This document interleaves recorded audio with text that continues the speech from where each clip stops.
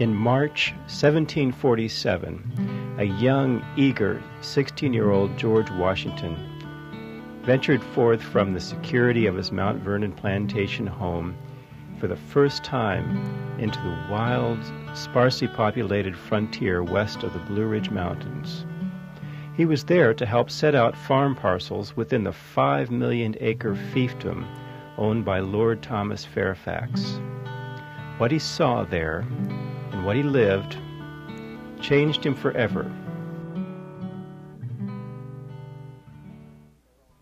1748, March 11 to April 13. A journal of my journey over the mountains. Friday, March 11th, 1748. Began my journey in company with George Fairfax, Esquire. We traveled this day 40 miles to Mr. George Neville's in Prince William County. Saturday, March 12. This morning, Mr. James Glenn, the surveyor, came to us. We traveled over the Blue Ridge to Captain Ashby's on Shenandoah River. Nothing remarkable happened. Sunday, March 13. Rode to his lordship's quarter about 4 miles higher up the river. We went through most beautiful groves of sugar trees and spent the best part of the day in admiring the trees and richness of land. Monday, 14th. We sent our baggage to Captain Heights near Fredericktown. We went ourselves down the river about 16 miles to Captain Isaac Pennington's.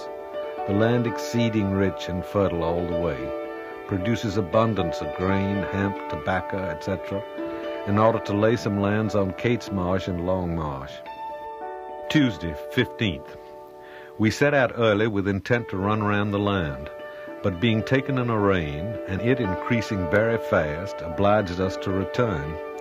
It clearing about 1 o'clock, and our time being too precious to lose, we a second time ventured out and worked hard till night, and then returned to Pennington's.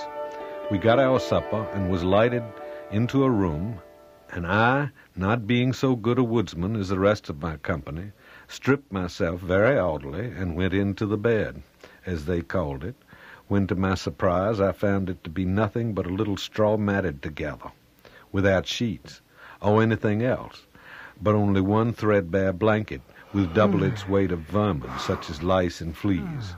I was glad to get up as soon as the light was carried from us.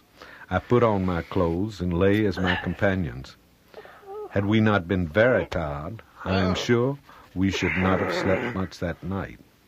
I made a promise not to sleep so from that time forward, choosing rather to sleep in the open air before a fire, as will appear hereafter.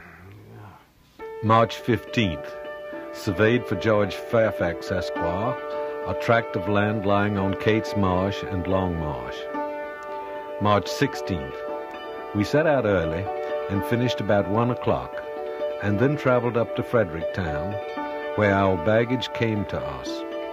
We cleaned ourselves to get rid of the game we had catched the night before, and took a review of the town, and thence returned to our lodgings, where we had a good dinner prepared for us, wine and rum punch in plenty, and a good feather bed with clean sheets, which was a very agreeable regale. Thursday, 17th. Rain till 10 o'clock, and then clearing, we reached as far as Major Campbell's, one of their burgesses, about 25 miles from town. Nothing remarkable this day or night, but that we had a tolerable good bed to lay on.